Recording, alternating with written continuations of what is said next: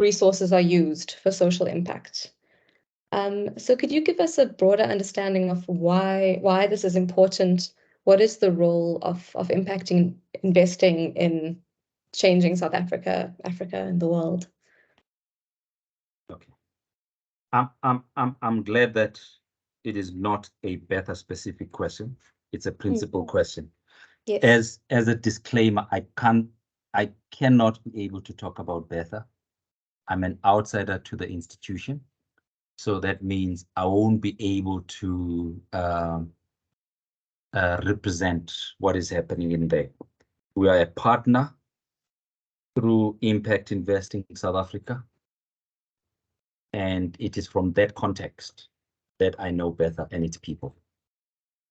However, to answer your question with respect to the importance of, you've posited the question as a resource allocation question. Yes. So for me, why that question is important is because governments have failed. It is because social strife has worsened over the years. It's because the gap between the rich and the poor has gotten worse and continues to get worse.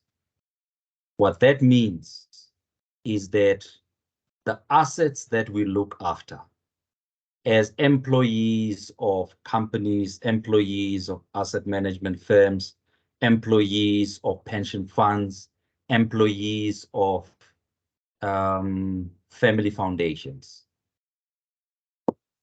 If we don't do anything about these imbalances that I've just spoken about, is that all the investments that we think we're looking after today are likely to go up in flames tomorrow. And what this means is that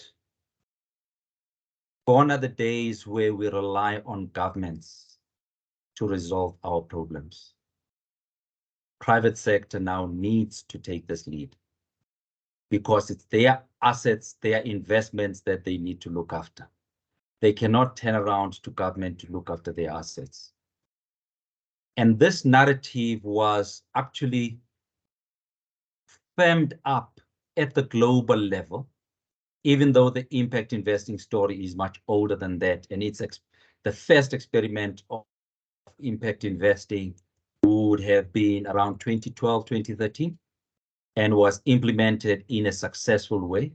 And this, I'm talking of a conscious effort of the global impact movement, even though impact has been there all along, just named differently. So the concept of impact investing, or the importance of impact investing, emerged when we approved the SDGs.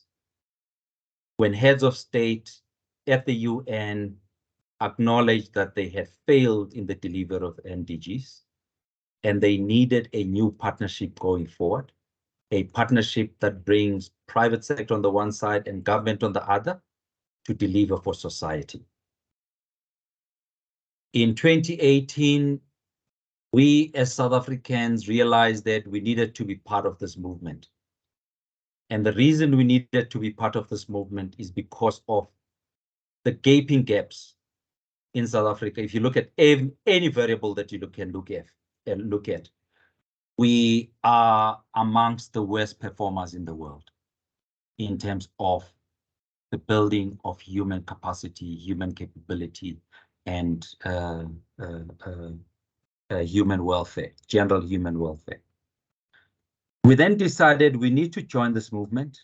We need to bring it back home as a new policy thought piece that all of us should rally around.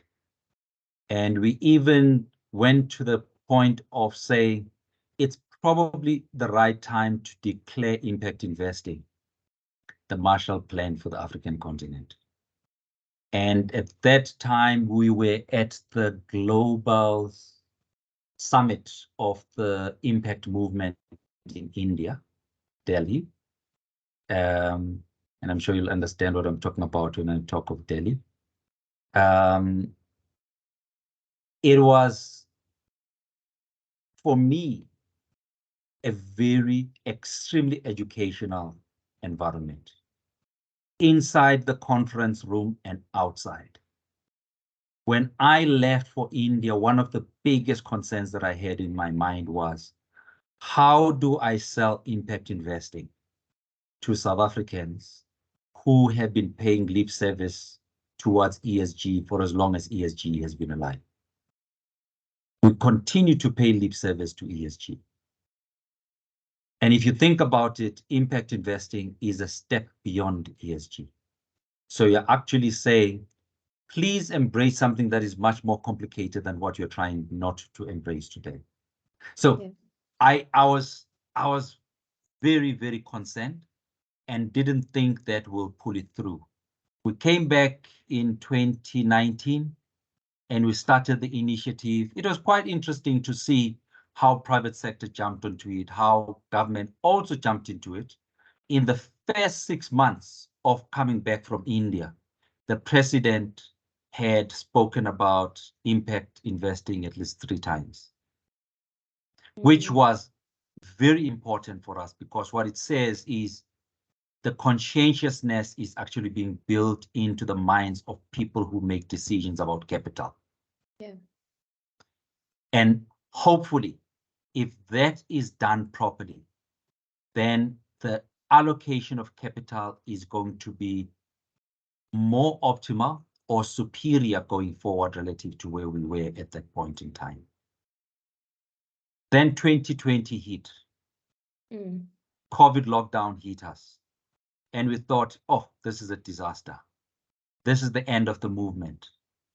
Little did we know that actually COVID was going to be that catalyst to fast track the importance of impact investing in South Africa and the whole world. For the first time in the history of economics, both Keynesians, people who believe in throwing money at problems, and monetarists who believe that you don't have to throw money at problems, today they are all agreed that to deal with the scourge of COVID, we all need money to resolve it. Yeah. Policy alone is not enough. Good management alone is not enough. Therefore, impact investing has become this important aspect in everything you do, whether in the public or the private sector. So what I mean by all this is that impact investing has been important to remind us that we need to invest properly. We need to invest for the long term. We need to invest to close social imbalances or social gaps. Because if we don't, the economy that we think we're looking after today may not be there tomorrow, when the poor rise up and bend down everything because they've got nothing to lose. That's the importance of impact investing, bringing about a new way of thinking about capital allocation and reallocation. Thank you. That was a great overview and very, very compelling. Thank you. Very well explained. Taking it forward from there, where do you see impact investing going, in the present and in the future? What are the trends and opportunities in the space? And specifically in South Africa, how do you see it evolving in the next few years? To answer that question, I'm going to use an illustration. You have children? No. No. You were a child before? Yes. Okay. So, assuming parents are driving to the beach or to a holiday destination with their children, what often happens is, as soon as they step out of the gate, or as soon as they drive out of the gate, they would have done 10 kilometers or even less. And the children at the back would be asking, Dad, have we arrived yet? So they'll be asking that question until they get to the destination. Yeah. Because for them, the journey is not important. For them, it's the end point that matters. I'm the same. I hate traveling, but I enjoy being at a particular place. So if you can teleport me to that place, I would really appreciate it.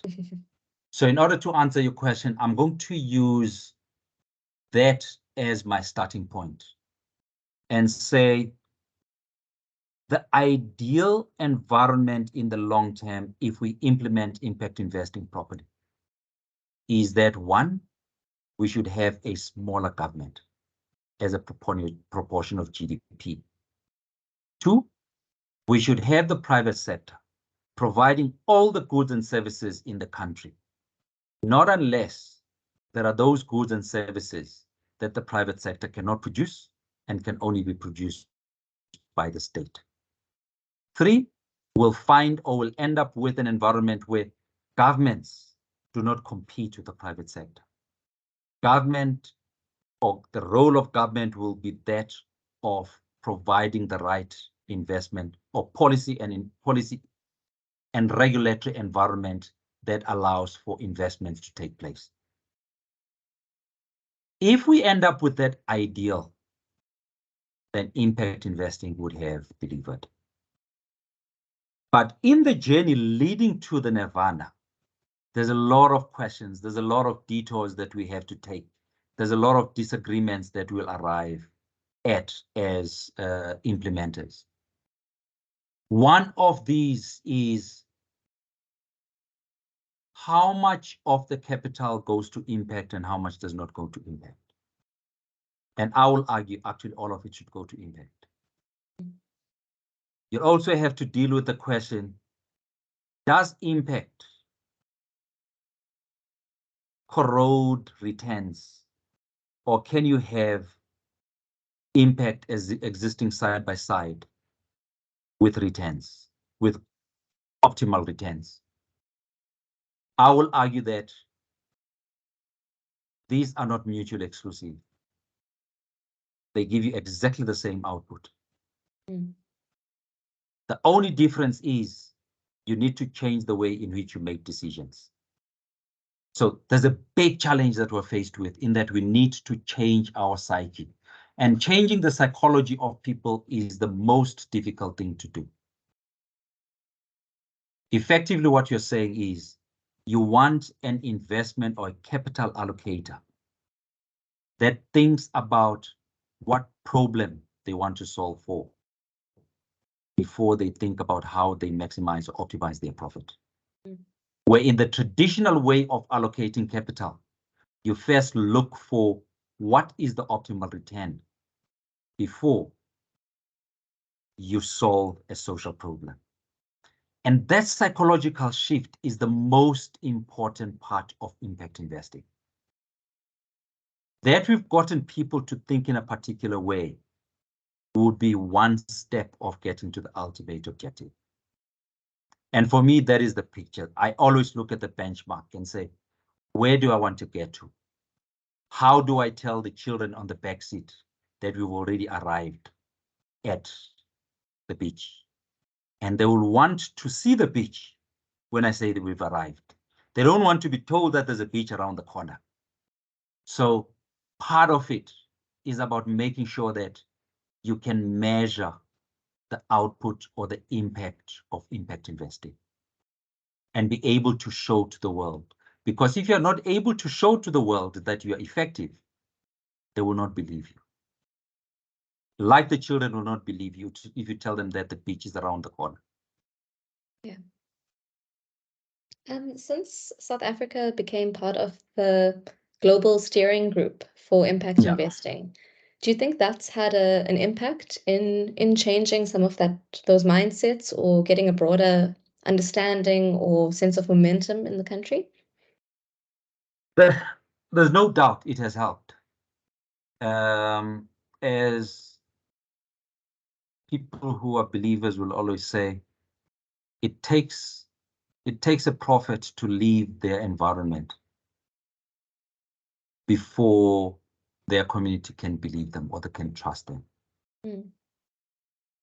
Even if the children that are sitting at the back seat of the car, in most instances, when you tell them what to do, they don't listen to you.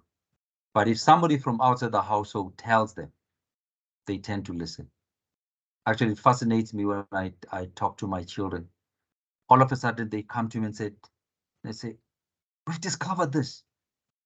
It's beautiful. And then I say to them, but I've told you this 5 years ago. You're not ready to listen. They listen to it because a friend of ours has told them the same thing. Mm. So it helps to have people preaching the same gospel from other parts of the world. Okay. It even helps better where people have actually applied impact and it has worked for them. So you can go to Europe, you can see its record. You go to East Asia, you see its record. You go to North America, you see its record. Only then are people going to say, so we believe what you're saying. We believe that impact works. We believe that impact does not compromise returns. Mm. And how is South Africa and Africa as a whole doing in impact investing relative to the rest of the world? Poorly. Poorly. We are still at concept stage. We haven't started implementing.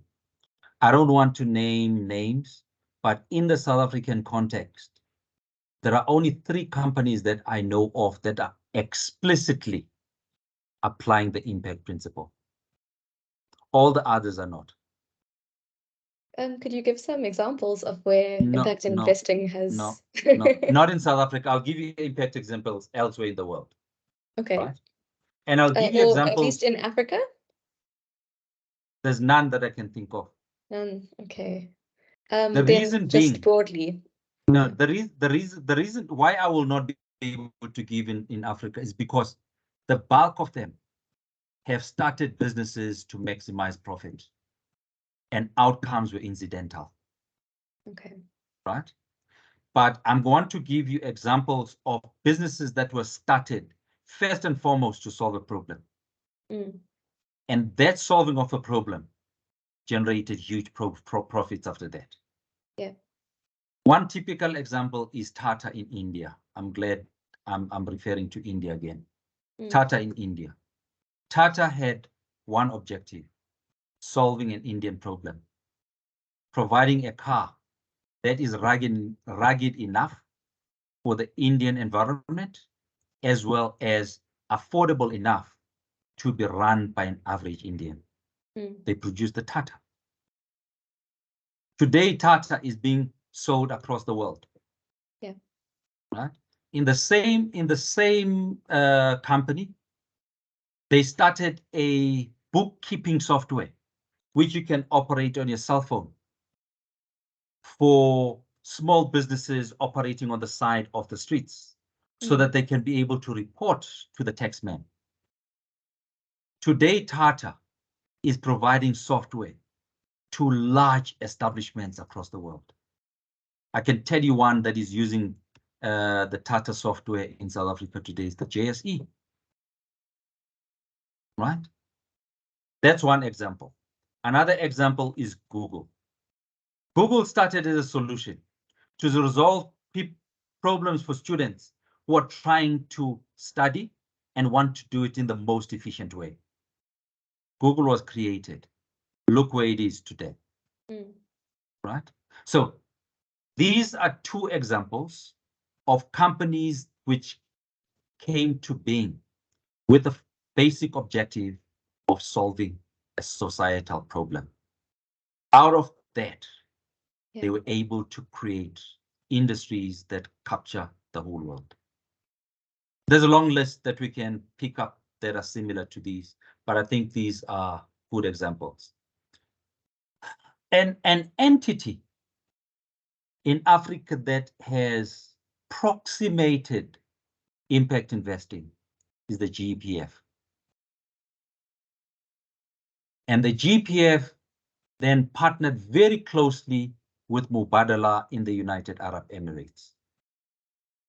The GPF has what they call a developmental investment policy, which they then gave to the PRC as a mandate.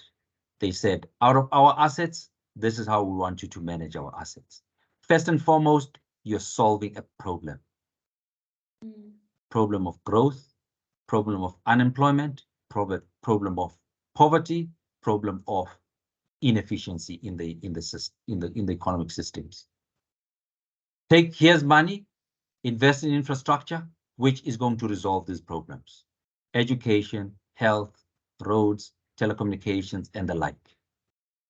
So you can say that the developmental investment framework of the GPF, which is managed by the PIC, is akin to impact investing. But the reason I didn't want to use the PIC at the outset is because, sorry, the GPF as the outset, is because it is not necessarily a business, but it is a facilitator of business. Yeah. So is the case with Mubadala in the United Arab Emirates. They were started with the sole aim of diversifying the UAE economy. They were given capital, and the mandate was diversify this economy. For every success that you record, you'll get more capital. These guys were incentivized, properly incentivized. Yeah. Today, the UAE is one of the most diversified economies in the world. And if you look at the period of time they did it, it's amazing. And why I'm saying we're paying lip service in South Africa, the conditions in South Africa are much better than the conditions in the UAE.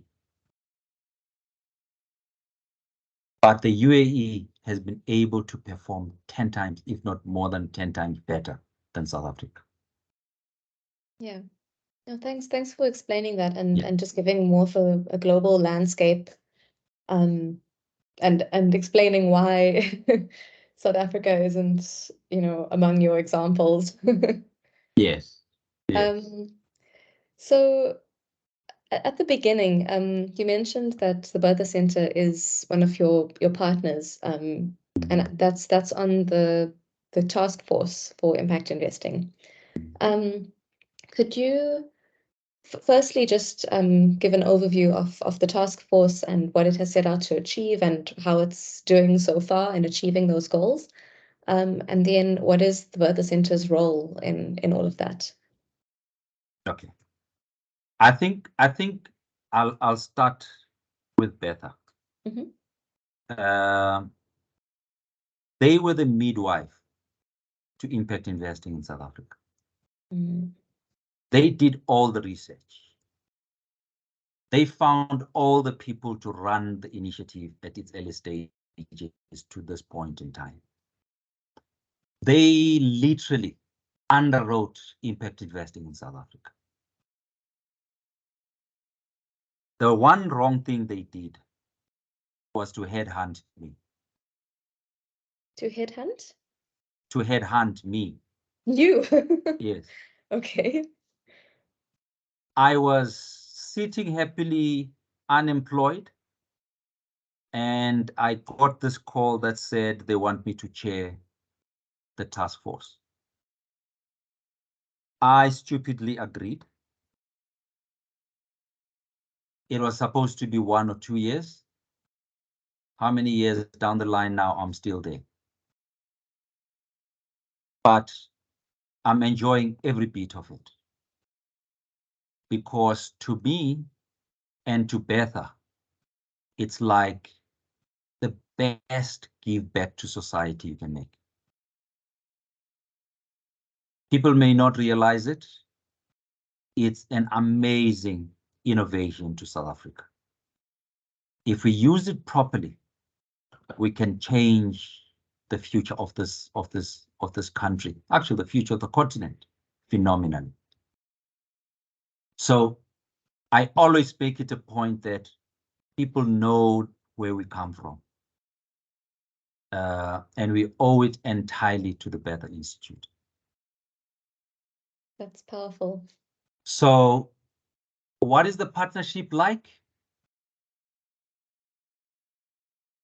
I have never seen, well, it's not correct to say I've never seen. There are very few organizations in South Africa and other parts of the world that can be able to operate as close as these two institutions.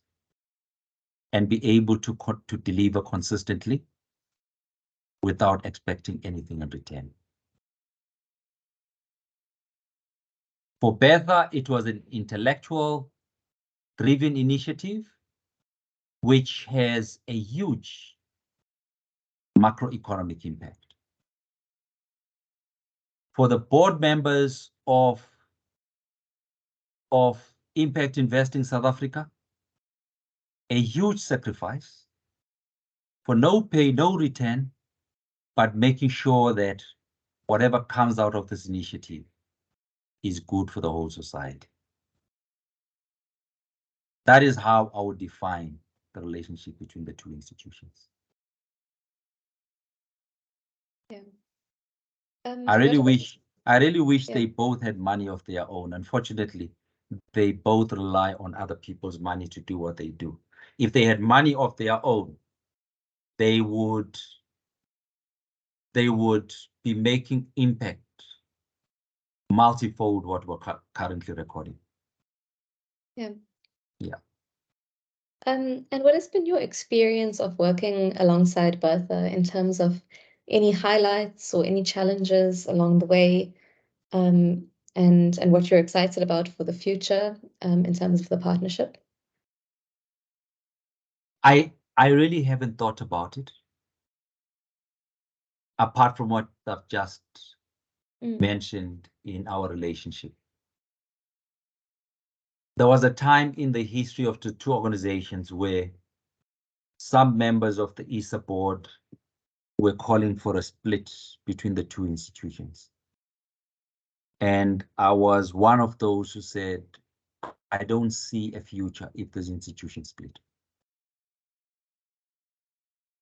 And this is why we're still together, because I've got a very strong belief that we should be tied to the hip. We should be able to work together. We have the same objectives. We have the same interests. Why separate? Yeah, of course. Could you clarify for me the role or the mandate of the task force? So I understand Bertha Center has that academic pursuit of providing the evidence, and teaching students and that kind of thing. So where does the task force take it from there? Okay. The task force is about bridging gaps, improving conscientiousness, and ensuring that capital is allocated within the framework of impact investing. What we do not do is to be implementers. We're very clear when it comes to that. Even if we originate projects, we always look for somebody else to house, home, and manage those projects. For one simple reason, we do not want to be in competition with our network. Because once you start implementing projects, I can bet you will find yourself competing with somebody else. You may think it's a small, innocent project, but at some point it will have a commercial aspect to it. And that it is that commercial aspect that is going to result in conflicts. So we do not implement. We're very clear that the implementers are a network and not ISA itself. Okay, so it's more of an advocacy role?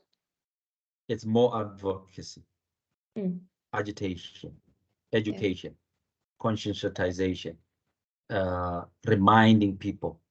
And we do hope that at some point we can be able to function as a standards body.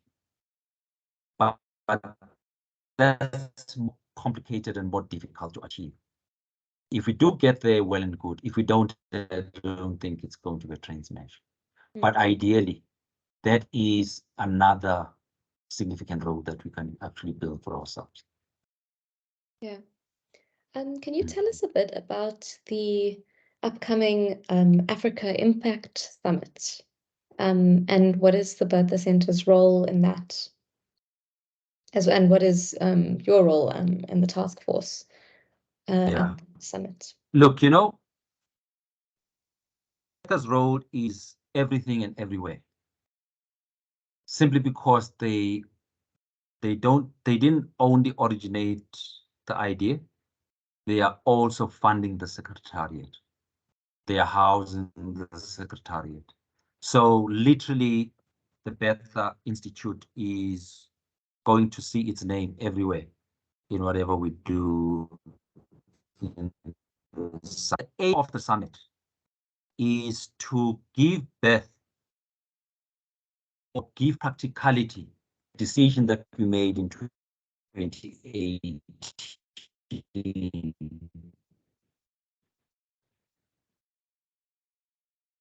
of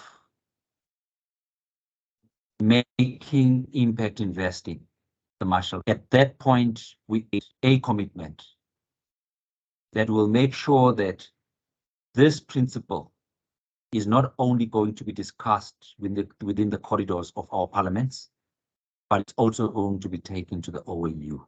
Sorry, not the OAU, the AU. So we do hope that this conference is going to shine a light on this agenda, bring more players on board, because impact investing is about scaling. You can't do it and be successful alone in a corner. You have to do it side by side with other partners.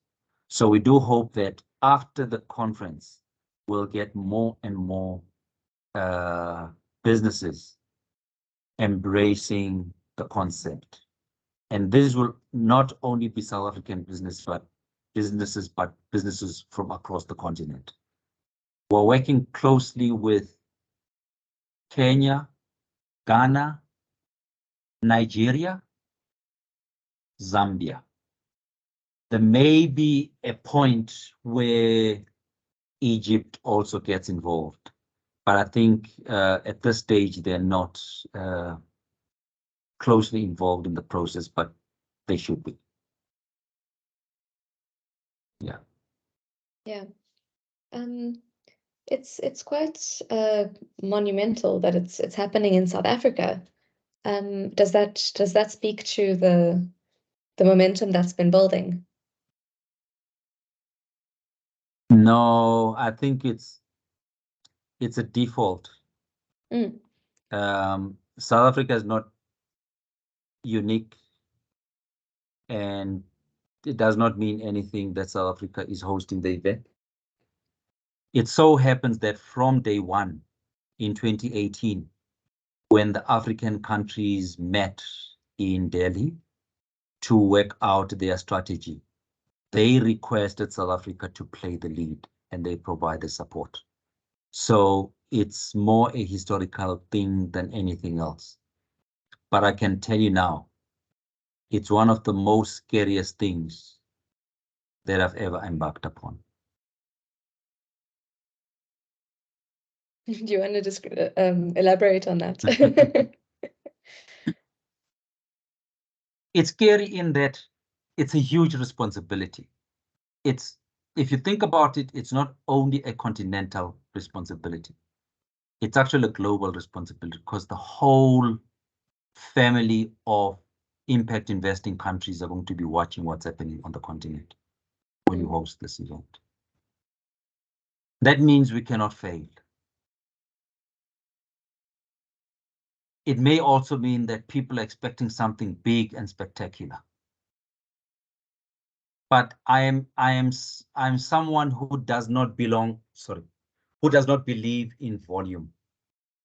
I believe in quality.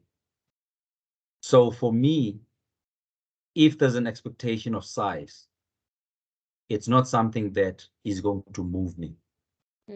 And if indeed the expectation is high and rife out there, the likelihood is that we're going to disappoint.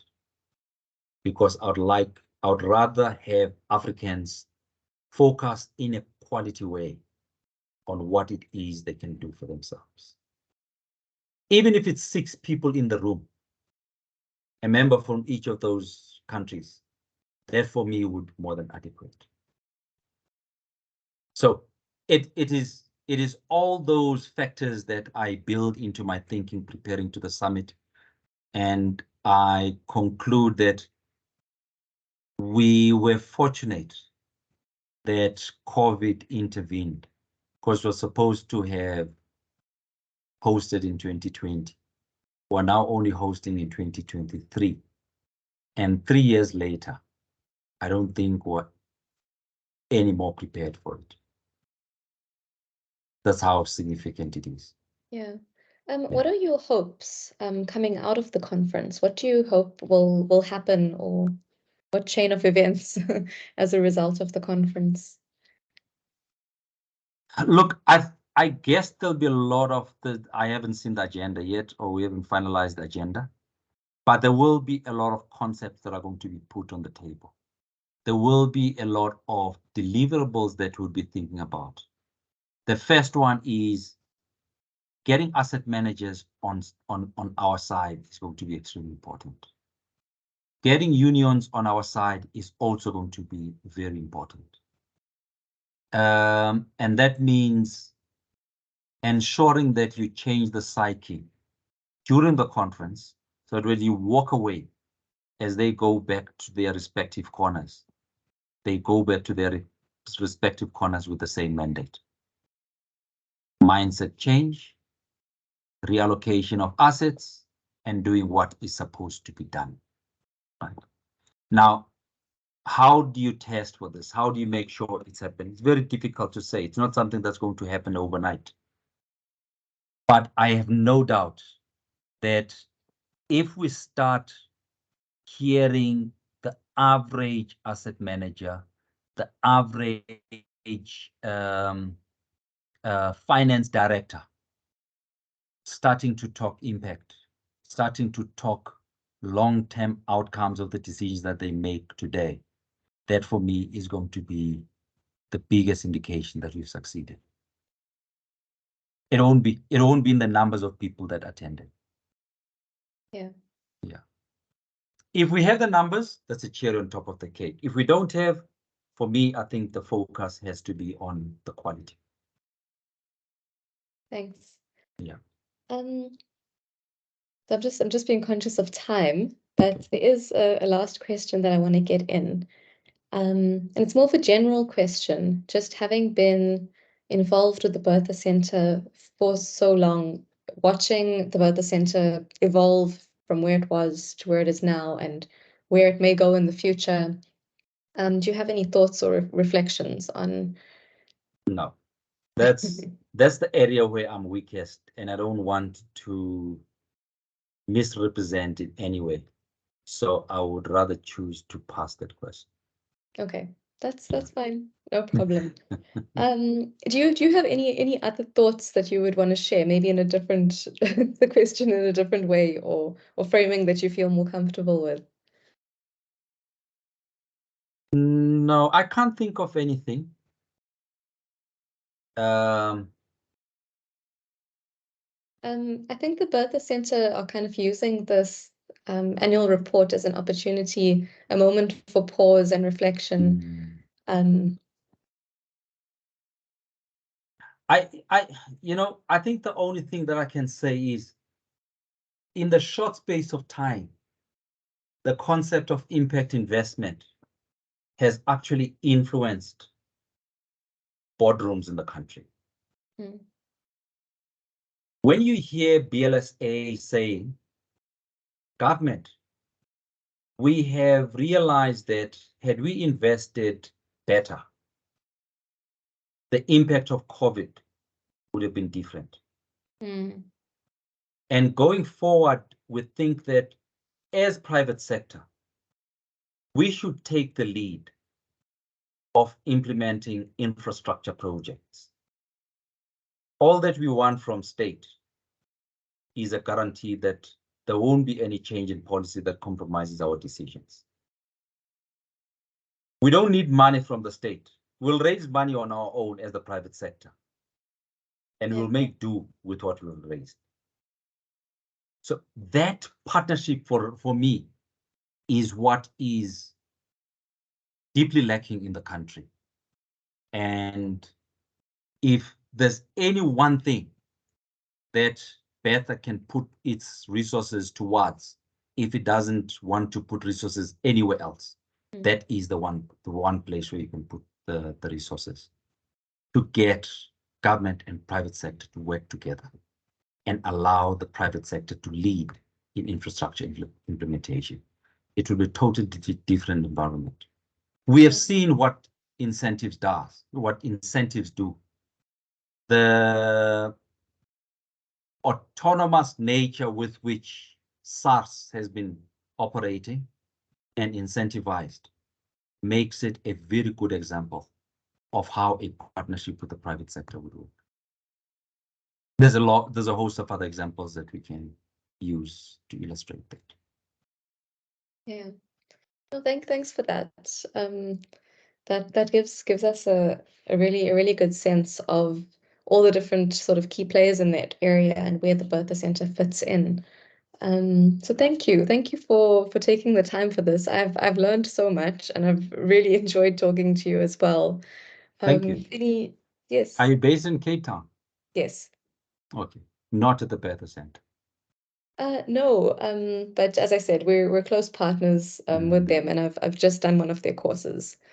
So yeah, we'll have tea one of the days I'm down there.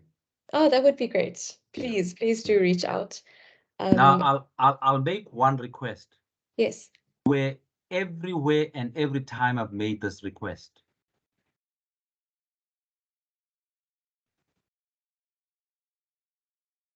the people I made the request to, they would agree, but they would never deliver.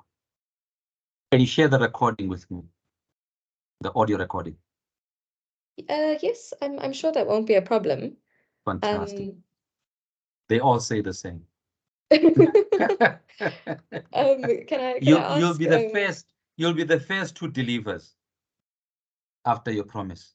It is an unusual request. I'm Why is it unusual? It's a very usual request.